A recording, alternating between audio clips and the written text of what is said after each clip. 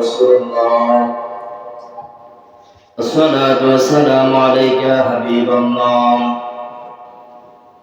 الصلاة والسلام عليك يا شفيع المذنبين. الصلاة والسلام عليك يا رحمة للعالمين.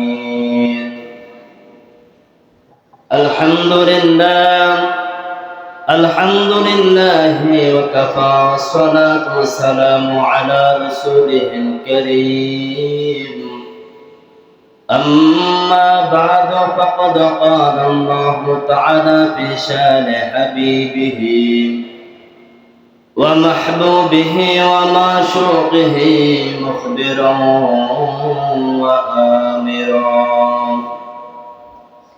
إن الله وملائكته يصلون على النبي يا أيها الذين آمنوا صلوا عليه وسلموا تسليما. اللهم صل على مولانا محمد وعلى آل سيدنا مولانا محمد. اللهم صل على سيدنا مولانا محمد وعلى آل سيدنا مولانا محمد. নূর নবীজির আগমনে জগৎ হইল উজালা। মধুর নামটি জপন কর হে মুমিন নিরালা। আল্লাহুম্মা সাল্লি আলা سيدنا مولانا محمد وعلى آل سيدنا مولانا محمد. لا إله إلا الله، لا إله إلا الله، لا إله إلا الله. سبحان الله والحمد لله، لا إله إلا الله، لا إله إلا الله، لا إله إلا الله. حسبي ربي جل الله، ما في قلبي غير الله. نور محمد صلى الله، لا إله إلا الله، لا إله إلا الله، لا إله إلا الله، لا إله إلا الله. محمد رسول الله صلى الله عليه وسلم. মুআজ্জাজ মুহতারাম, সম্মানিত মুসলিম কেরাম, পর্দার মা বোনেরা, আসসালামু আলাইকুম ওয়া রাহমাতুল্লাহি ওয়া বারাকাতুহু। মহান আল্লাহ রাব্বুল আলামিন দরবারে অপরন্ত শুকরিয়া জ্ঞাপন করি যে মহান আল্লাহ রাব্বুল আলামিন আমাদেরকে এই দেশের পরিস্থিতির মধ্যে বন্যা কবলিত এর মধ্য থেকে আল্লাহ তাআলা আমাদেরকে সুস্থ রেখেছেন এবং আল্লাহ করে মসজিদে সুস্থতার সাথে আসার তৌফিক করে দিয়েছেন। সকলে বলি আলহামদুলিল্লাহ। সম্মানিত যুবক ভাই এবং মুরব্বী ভাইদেরকে অনুরোধ করব, আমরা যাহারা এখন বাড়িতে বাসায় ঘোরাফেরা করছি, জুমার দিন এটা গরিবের একটা হজের দিন। জুমার দিন এটা মুসলিম মিল্লাত সবাই একত্রিত হয়, মুসলমান একটা মিলন মেলার মতো। এই জন্য জুমাকে জুমা বলে আখ্যায়িত করা হয়েছে। আমরা আল্লাহর যে নিদর্শনগুলো আমরা সম্মান দিতে আমরা সক্ষম হই, কারণ জুমার দিনটা এটা একটা ইসলামের মধ্যে অন্যতম একটা নিদর্শন। মুসলমানদের জন্য জুমার দিনটা হলো অন্যতম একটা নিদর্শন, কিন্তু দেখা গেল আমরা এখনো বাড়িতে বাসায় ঘোরাফেরা করছি। আমাদের নবী আকরাম সাল্লাল্লাহু আলাইহি সাল্লাম জুমার দিনে আসার প্রথম যারা আসবে তাদেরকে অনেক উৎসাহিত করেছেন এবং অনেক ফজিলত বলেছেন। এই জন্য আমরা যারা বাড়িতে বাসায় এখন ঘোরাফেরা করছি সকলকে অনুরোধ করব, আমরা সকলে মসজিদে চলে আসি, জুমার নামাজ জামাতের সাথে আমরা আদায় করার চেষ্টা করি এবং সবার আগে আসার চেষ্টা করি। আজকে আমরা যে বিষয় আলোচনা করব, খুতবা আলোচনা হবে, সেটা হলো ঈমানের গুরুত্ব। আল্লাহ রাব্বুল আলামিন যেন হুজুর আকরাম সাল্লাল্লাহু আলাইহি সাল্লামের ওসিলায় কোরআনুল কারীম এবং হাদিস মুবারক থেকে বিষয়ভিত্তিক আলোচনা করার তৌফিক এবং আমাদেরকে মানার তৌফিক দান করুন, আমিন। আল্লাহ রাব্বুল আলামিন আমাদেরকে বলেছেন কোরআনের মধ্যে, আমিনু কামা আমানান নাস, আমিনু কামা আমানুন নাস, যে তোমরা ঈমান আনো তাহাদের মতো, মানে সাহাবাদের মতো, যেমনি সাহাবারা ঈমান এনেছে। সুবহানাল্লাহ বলে আল্লাহ তাআলা কোরআনে বলেছেন তোমরা ঈমান আনো যেমনি ভাবে সাহাবারা ঈমান এনেছে। সুবহানাল্লাহ বলে আমাদের ঈমান আর সাহাবাদের ঈমান, কিন্তু আল্লাহর কোরআনের কথা আমিনু কামা আমানান নাস, তোমরা ঈমান আনো যেমনি ভাবে সাহাবায়ে কেরামরা ঈমান এনেছে।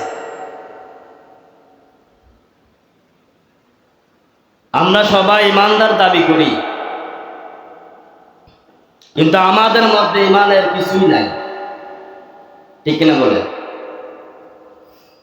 নামাজ ভঙ্গের যেমন কারণ আছে, ঈমান ভঙ্গেরও কারণ আছে, নাকি নাই? আমার নবী আকরাম সাল্লাল্লাহু আলাইহি ওয়াসাল্লাম বলেন ঈমানের ৭৭টির অধিক শাখা আছে, সবগুলা মানার নাম হলো ঈমান। ঈমানের মধ্যে সবচেয়ে দুর্বল ঈমানও আছে, সবচেয়ে আপনার মজবুত ঈমানদারও আছে। যার ঈমান যত বেশি আল্লাহর কাছে ওই বান্দা তত প্রিয় হতে পারে। ঈমানের যার ভিতরে যত বেশি ঈমানের মজবুততা, ওই ব্যক্তিকে আল্লাহ তাআলা ততটুকু রহমত দান করেন।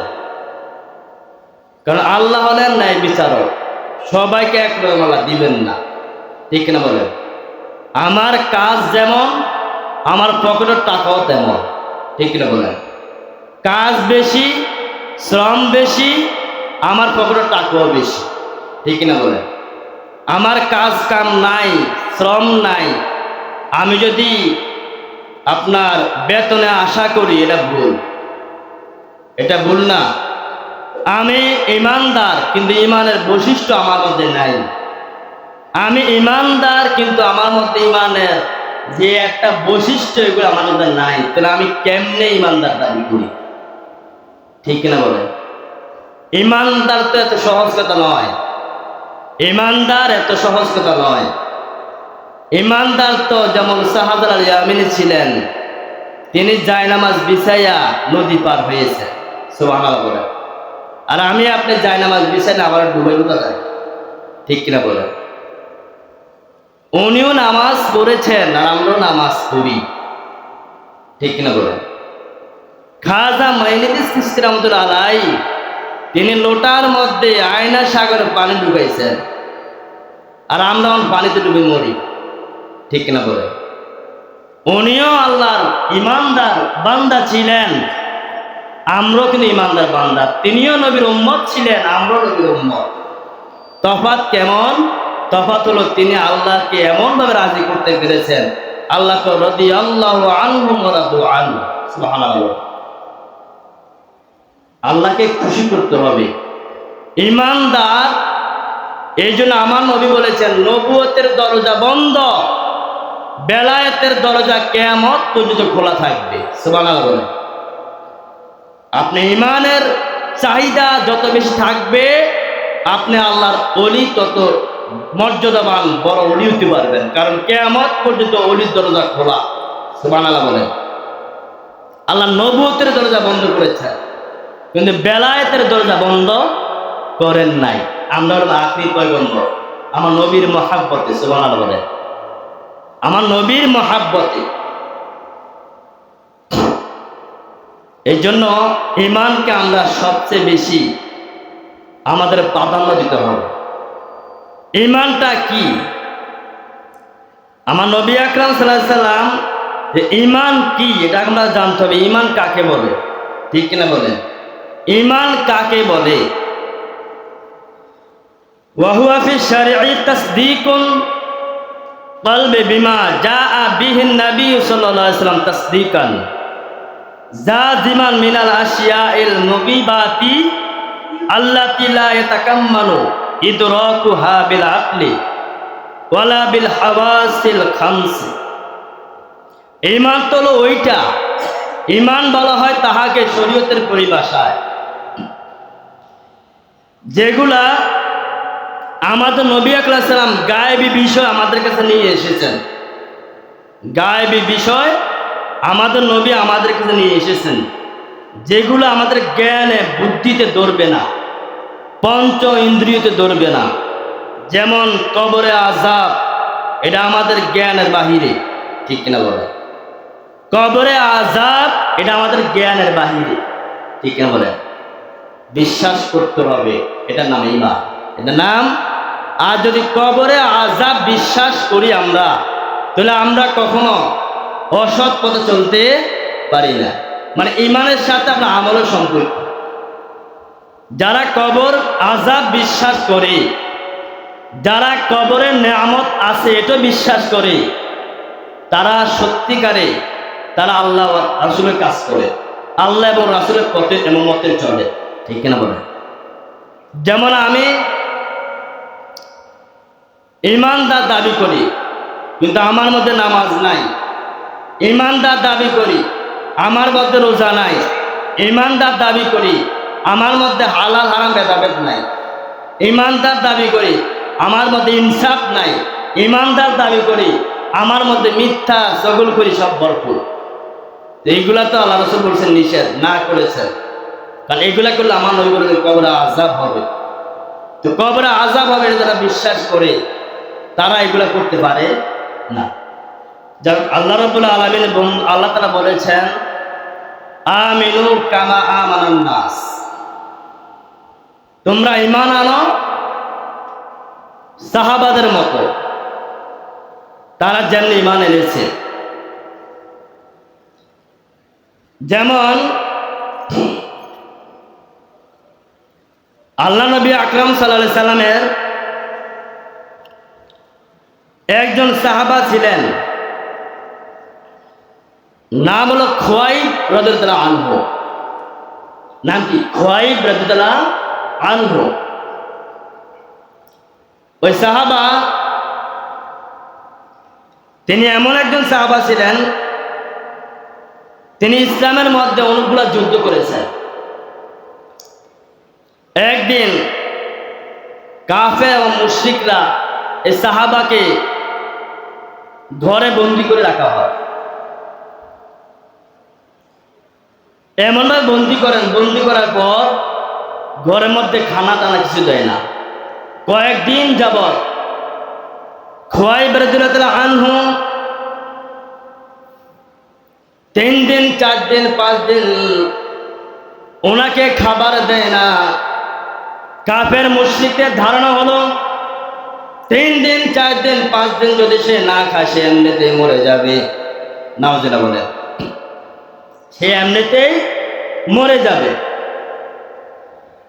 সাহাবায়ে কেরাম 3 দিন 5 দিন হাদিসের মধ্যে পাওয়া যায় প্রায় 5 দিন তাকে খাবার দেয় না। এবার কাফের মুশরিকা এসে বললেন, তোমাকে আমরা 5 দিন যাবৎ খানা দেই না, পানি পান করার জন্য পানি দেই না, তুমি এখনো মরো না কেন? নাউজুবিল্লাহ বলে, তুমি এখনো মরো না কেন? সাহাবায়ে কেরাম ওই খুয়াইব রাদিয়াল্লাহু আনহু বললেন, মরার মালিক, মৃত্যু দেওয়ার মালিক একমাত্র আল্লাহ, তোমরা কেউ না। আল্লাহ আমার মৃত্যু যখন নির্ধারণ করেছেন তখনই আমার মৃত্যু হবে। সুবহানাল্লাহ বলেন। যখন আল্লাহ রাব্বুল আলামিন আমাকে ডাকে, আমার আল্লাহ সাড়া দিবেন, তখন আমি আল্লাহর ডাকে সাড়া দিতে হবে। কারণ হায়াত মৌত সমস্ত কিছু কার হাতে? আল্লাহ। খুয়াইব রাদিয়াল্লাহু আনহু এই কথা বললেন, খুয়াইব রাদিয়াল্লাহু আনহুকে ঘর থেকে টানা হেঁচড়া করে বের করা হলো।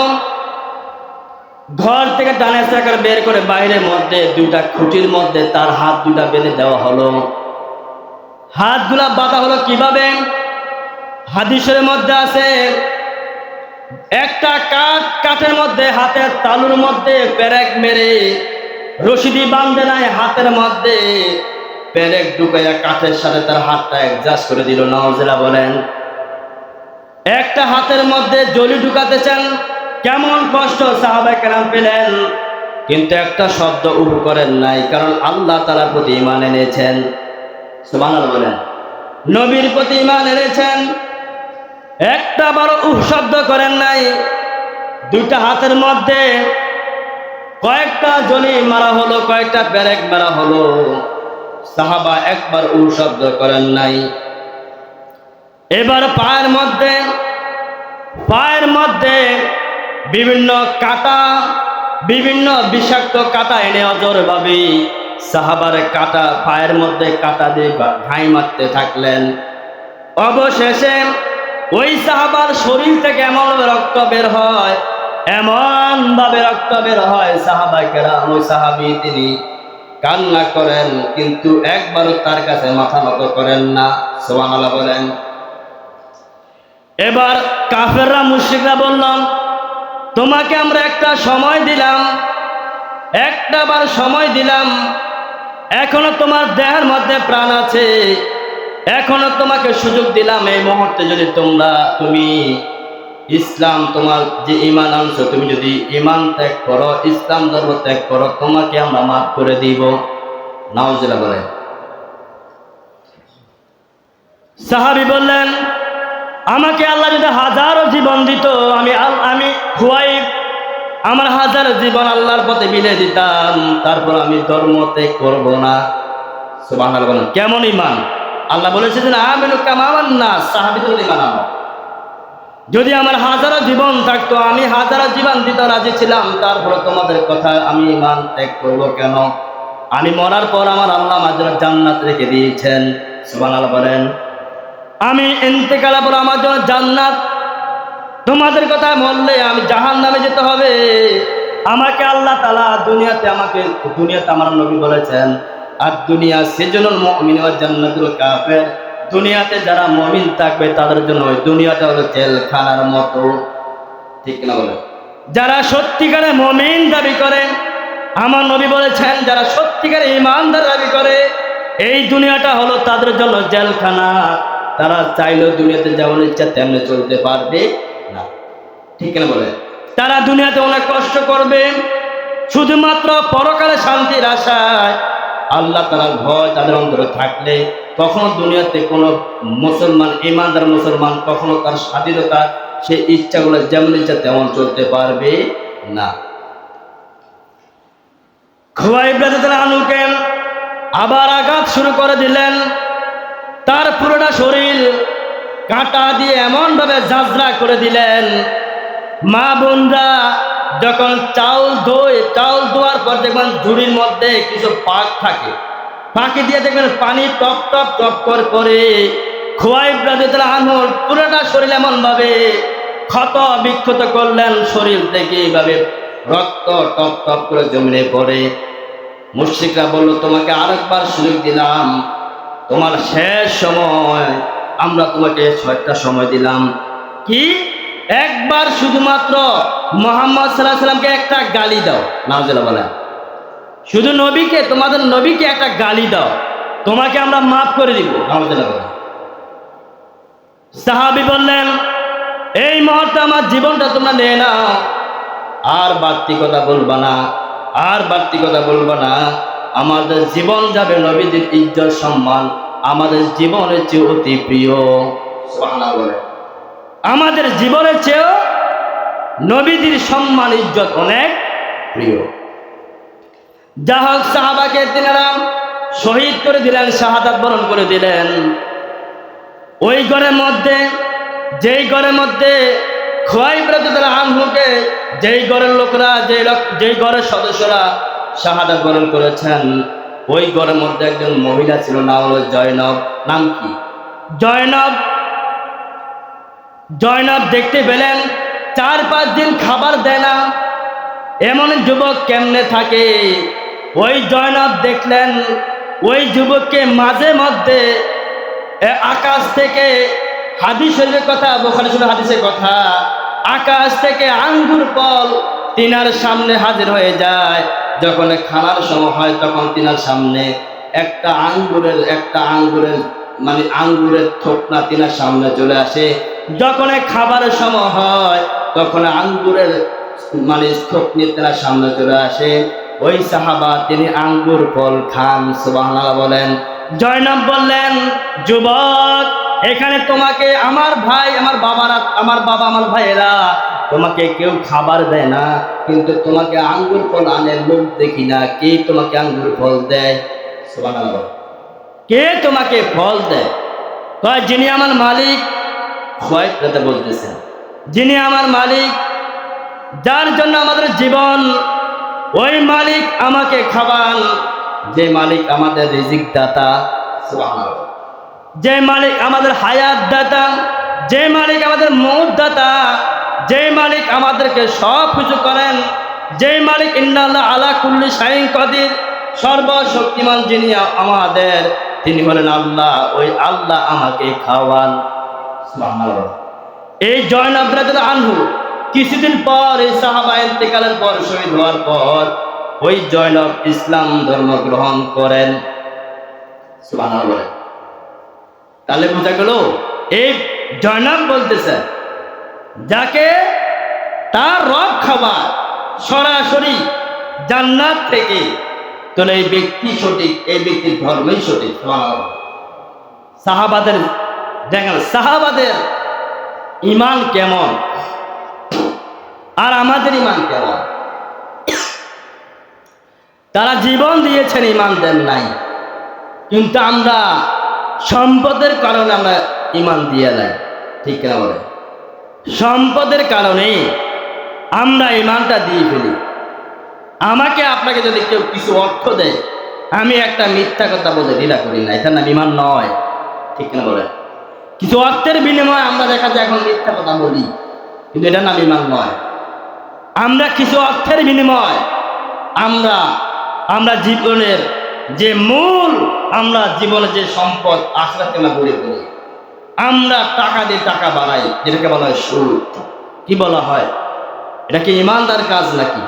এটা কখনো ইমানদারের কাজ হতে পারে না। সাহাবারা জীবন দিয়েছে, আমরা তো জীবন দেওয়া লাগে না, কিন্তু অথচ আমরা ইসলাম, আমরা মুসলমান দাবি করি, আবার ইমানদার দাবি করি, কিন্তু আমার মধ্যে সুদের ভরপুর, সুদের ভরপুর। অথচ আমার নবী আকরাম সাল্লাল্লাহু আলাইহি সাল্লাম দু জাহানের বাদশাহ বলেছেন, আরিবা হুবান সাবউনা আইসারুহা ইয়ানকিহার রাজুল উম্মু। যে ব্যক্তি সুদ খায়, কি খায়? 1 দিরহাম। যে ব্যক্তি 1 দিরহাম সুদ খায়, আমার নবী বলেছেন, সেই ব্যক্তি যেন আপন মায়ের সাথে 70 বার জিনা করে। নাউজুবিল্লাহ বলে। সে যেন মায়ের সাথে আইয়ানকিহার রাজুল উম্মু, উম্মু মানে মা, তার মায়ের সাথে 36 বার জিনা করে যে ব্যক্তি সুদ খায়। নাউজুবিল্লাহ বলে। আমি টাকা বানালাম, আমি অর্থ বানালাম, আমি সম্পদ বানালাম। যুবক ভাই, আমার মুরব্বীবাদের হাত, আমার হাত আপনাদের পায়ে রেখে বললাম, যেহেতু আপনারা আমাকে অনেক মায়া করেন, অনেক স্নেহ করেন, আপনার ভাই হিসাবে, আপনার সন্তান হিসাবে বলি, আপনার জীবনকে আপনি এভাবে ধ্বংস করবেন না। একটু তাকায় দেখেন, ফেনী এবং নোয়াখালী এক বন্যায় মানুষের হাজার হাজার মানুষ আজ বন্যায় কবলিত। মানুষ এমনটা ভাবে নাই তাদের এমনটা হবে। অনেক মানুষ ঘর বাড়ি, অনেক মানুষ জীবন পর্যন্ত নাই, বিলিয়ে গেল পানির সাথে। ঠিক না বলেন? বন্যায় আল্লাহ রাব্বুল আলামিন এই পানি দিয়ে আমাদেরকে অনেক পরীক্ষা করে। ঠিক না বলেন? আমরা কখনো আমাদের উপর বিপদ আসে বলা তো যায় না। ঠিক না বলেন? এই সম্পদ জমালাম, আমি গুনাহ করলাম, কিন্তু এই সম্পদ আমি জমালাম, অথচ আমার আমল নামায় আমি পাপী হিসাবে, আমি আল্লাহর দপ্তরে আমি পাপী হিসাবে আমি লিপিবদ্ধ হয়ে গেলাম।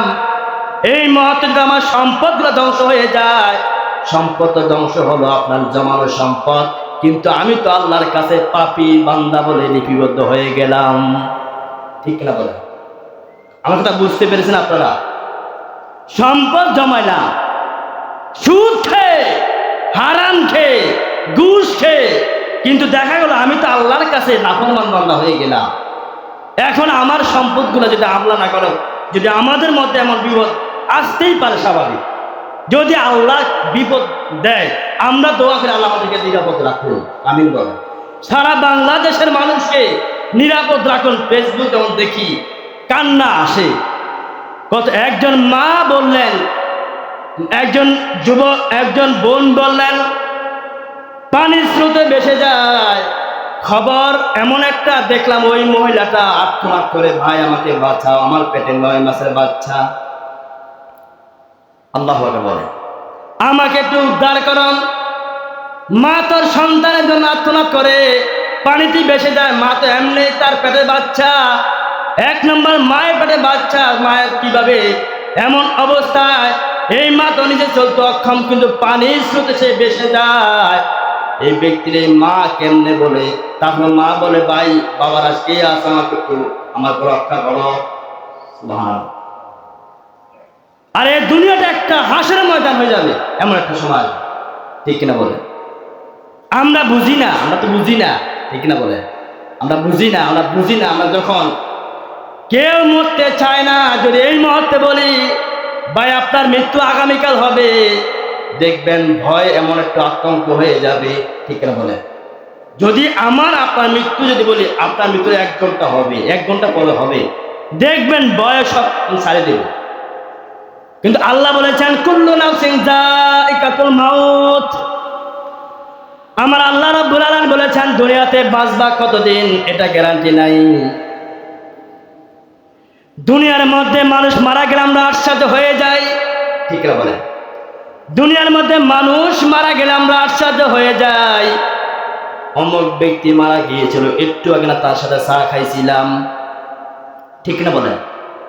অমুক ব্যক্তিরা মারা গেল, গতকালকে না তার সাথে কথা বলেছিলাম। ঠিক না বলেন? এমন বলি না? অমুক বোনটা মারা গেল, আমরা গত কয়েকদিন আগে না একসাথে আমরা আড্ডা দিয়েছিলাম, বলি না আমরা? আল্লাহ বলেন, এই ব্যক্তিরা গত 1 দিন আগে, 1 ঘন্টা আগে, 10 মিনিট আগে মারা গিয়েছে। আশ্চর্য হইও না, আশ্চর্য হইও না, অবাক হইও না।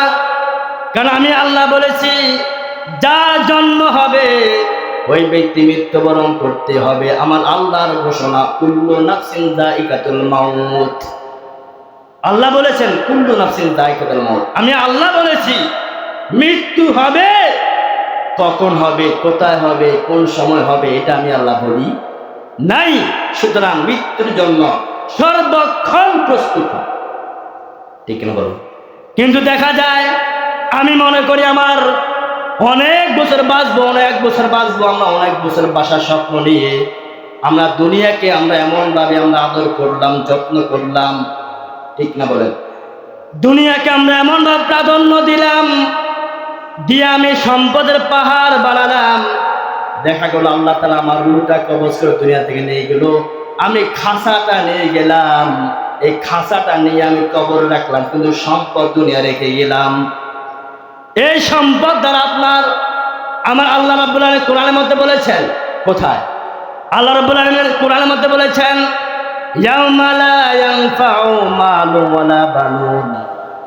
আল্লাহ রাব্বুল আলামিন কোরআনের মধ্যে বলেছেন, আমাদের সম্পদ, আমাদের সন্তান কাল হাসর ময়দানে কোনো উপকার আসবে না, ঠিক না বলে? আর দুনিয়াতে তো দেখেন না, দুনিয়াতে তো দেখি জায়গা জায়গায় প্লাবন হয়ে, বন্যা হয়ে অনেক মানুষ নিজের জীবন থেকে জীবনটাও বাঁচাতে পারে না, ঠিক না বলে?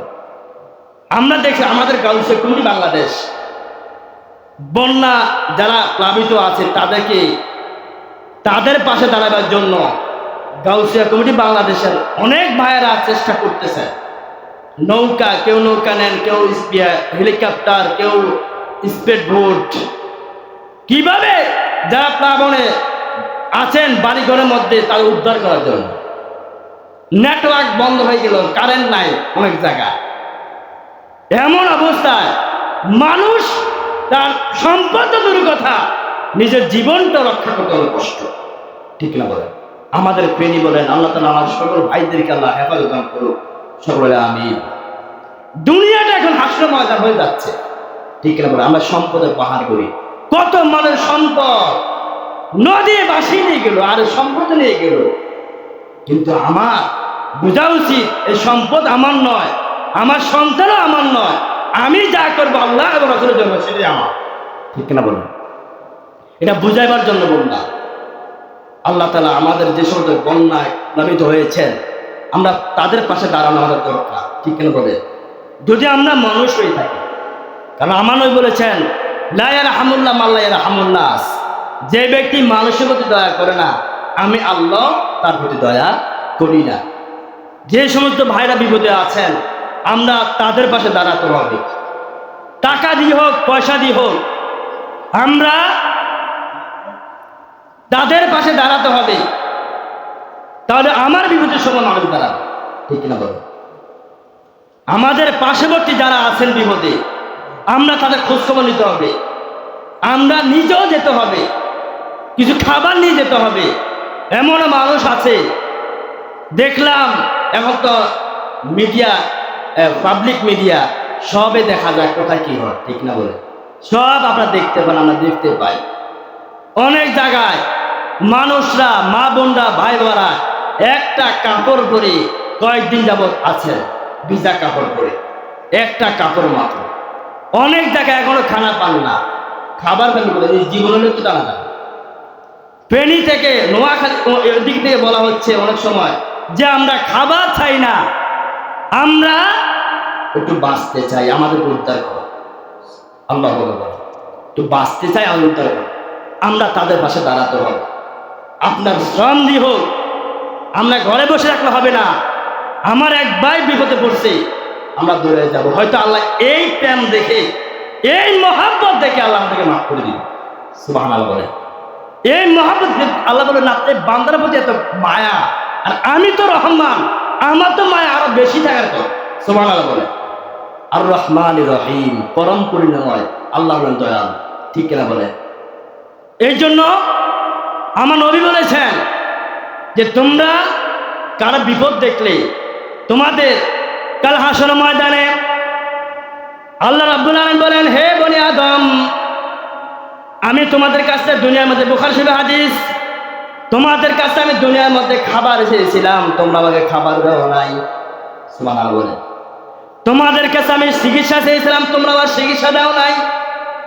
তোমাদের কাছে আমি অনেক কিছু আমি চেয়েছিলাম, তোমরা আমাকে দাও নাই। তখন আদম সন্তান বলে, আল্লাহ তোমাকে দেখি নাই, কেন তোমাকে আমরা চিকিৎসা দিব? তোমাকে দেখি নাই, কিভাবে তোমাকে খাবার দিব? তখন আল্লাহ জবাব দিবেন যে তোমরা যদি দুনিয়াতে অসহায় মানুষের পাশে দাঁড়াইতা, আমি আল্লাহর সেবা করা হয়ে যাইতো। সুবহানাল্লাহ। তোমরা যদি ক্ষুধার্ত কোনো আমার বান্দাদেরকে খাওয়াইতা, আমার বান্দীদেরকে খাওয়াইতা, আমি আল্লাহর খাওয়া হয়ে যাইতো। রাসূল হাদিস এভাবে বলছিলাম না, আল্লাহ এইভাবে হাসর ময়দানে আমাদের জিজ্ঞাসাবাদ করবে। এই জন্য আমি সুখে আছি। দেখা যাচ্ছে আমার পার্শ্ববর্তী অনেক ভাইয়েরা অসহায় আছেন, আমরা তাদের পাশে দাঁড়াবো। দেখবেন আল্লাহ তাআলা খুশি হয়ে আল্লাহ আপনাকে নিয়ামত বাড়াই দেবে। ঠিক কিনা বলে? যেমন আপনারা ইতিমধ্যে আমাদের চাঁদপুরের অবস্থা কিন্তু বেশি ভালো না, আমাদের চাঁদপুরের অবস্থা বেশি ভালো না। তারপরে আপনাদের কুমিল্লাও অনেক গ্রাম ডুবে গেছে, মানে প্লাবনে অনেক গ্রাম। আমাদের গাউসিয়া কমিটির ভাইরা বলছেন যে অনেকগুলা গ্রামের মধ্যে পানি উঠে যাওয়ার কারণে মানুষ এখন অনেক বিপদগ্রস্ত। তাদেরকে উদ্ধার করার জন্য আমাদের গাউসিয়া কমিটির ভাইরা আপ্রাণ চেষ্টা করছে। এই জন্য মানুষের প্রতি মানুষের সহানুভূতি থাকা আমাদের দরকার। ঠিক কিনা বলে? যে আল্লাহ তাআলা বলেছেন তোমরা সাহাবাদের মতো ঈমান আনো। কার মতো? কিন্তু আমরা জীবন দিতে হবে না, আমাদের জীবনটা আমরা একটু সাজাই। ঠিক কিনা বলে? জীবনটা একটু সাজাই, যেগুলো আল্লাহ তাআলা আমাদেরকে আদেশ দিয়েছেন সেগুলো আমরা মানি, যেগুলা আল্লাহ রাসূল আমাদেরকে নিষেধ করেছেন এগুলো বর্জন করি। এটাই মানে একটা অংশ। সুবহানাল্লাহ বলেন। যেমন অনেক হাদিস থেকে অনেক ঘটনা আছে, বলা তো সম্ভব না। সাহাবাদের ঈমান কেমন ছিল ইনশাআল্লাহ আমরা এক এক জমা এগুলো বলবো, কারণ দরকার। ঠিক না বলে? সাহাবাদের জীবন কেমন ছিল, একটা সাহাবার ঘটনা বললাম হাদিস থেকে। আরেকজন হযরত সুমাইয়া রাদিয়াল্লাহু আনহা, এরা মাদের জন্য। কার জন্য? মাদের জন্য। হযরত সুমাইয়া রাদিয়াল্লাহু আনহা, তিনার সন্তান আম্মার রাদিয়াল্লাহু আনহু, দুইজন রাস্তা দিয়ে হেঁটে যান। রাস্তার মধ্যে আবু জাহেলের সাথে দেখা হলো। আবু জাহেল বলল, আম্মার, সুমাইয়া তোমরা কোথায় যাও? বলল, আমরা নবীর দরবারে যাই। সুবহানাল্লাহ বলেন। আমরা নবীর দরবারে যাই। আবু জাহেল বললেন, আমি তোমাদেরকে তোমার নবীর দরবারে যেতে দেব না। এই মুহূর্তে আমরা তোমাদেরকে বাধা দিলাম। তোমরা যদি আল্লাহর ধর্ম দিন ত্যাগ করো তাহলে তোমাদেরকে আমরা ছেড়ে দিব, অথবা আমরা তোমাদেরকে পাকড়াও করবো, তোমাদেরকে আক্রমণ করবো। নাউজুবিল্লাহ বলেন। তোমাদেরকে আক্রমণ করবো, হাদিস থেকে বলা। সুমাইয়া রাদিয়াল্লাহু আনহা বলেন, আমরা কোনো ভয় করি না, আল্লাহ ছাড়া কাউকে আমরা ভয় করি না, আল্লাহ তাআলা ছাড়া আমরা কাউকে ভয় করি না। যখন আল্লাহ বলেন, রাসূলের কথা বললেন, তখন ওই আবু জাহেলের মেজাজটা গরম হয়ে যায়। মেজাজ গরম হয়ে যাওয়ার পর আবু জাহেল বললেন, তাদেরকে তাড়াতাড়ি ধরো। আম্মার রাদিয়াল্লাহু আনহুকে দুই হাতের মধ্যে ভালো করে বাঁধলেন। বাঁধার পরে এবার বললেন, আম্মার দেখো তোমার মা এখন আছে। এই আম্মার, রাসূলের সাহাবী, যদি এই মুহূর্তে তুমি ঈমান ত্যাগ না করো তাহলে তোমার মাকে তোমার সামনে উলঙ্গ করে দিব। নাউজুবিল্লাহ বলেন। এই কি তোমার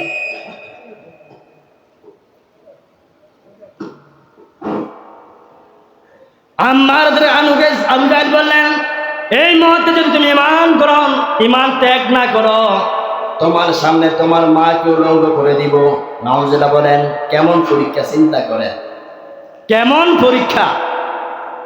সুমাইয়া বললেন, বাবা আম্মার, আমার ইজ্জতের মালিক আল্লাহ, আমার চিন্তা তুমি করবা না, তুমি তোমার ঈমানকে হেফাজত করো। সুবহানাল্লাহ। ইজ্জতের মালিক কে? আল্লাহ। এই কথা বললেন। বলার পর আবু জাহেল তিনি থেমে গেলেন। তাই নাকি, তোমার এত বড় কথা? সুমাইয়াকে বললেন, তোমার এত বড় কথা, আমার সামনে দাঁড়ায় তোমার ছেলেকে এই কথা বলো? উনার গাছ থেকে পোশাকগুলো টেনে টেনে খুলে ফেললেন। সন্তান আম্মার রাদিয়াল্লাহু আনহু, তিনি লজ্জায় তিনি মাথাটা নিচে দিকে দিলেন। আমার সামনে আমার মায়ের এমন অবস্থা। ইয়া রাব্বে কারীম, তুমি ইজ্জতের মালিক, আমাদেরকে তুমি রক্ষা করো। সুবহানাল্লাহ বলেন। তুমি ছাড়া আমাদেরকে রক্ষা করার মতো কেউ নাই। আমার মায়ের এমন অবস্থা।